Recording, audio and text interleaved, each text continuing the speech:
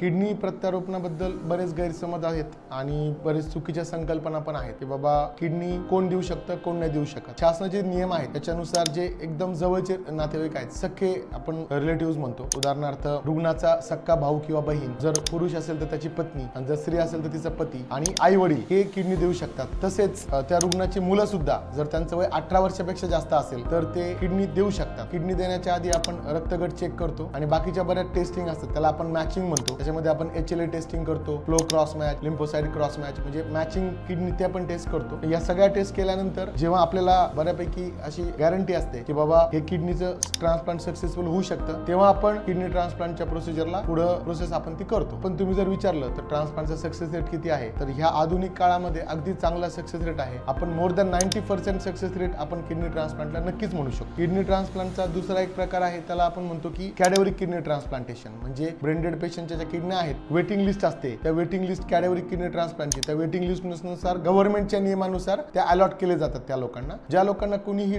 योग्य दाता नाहीये, kidney donor नाहीये, त्यांच्याकरता हा एक ऑप्शन आहे.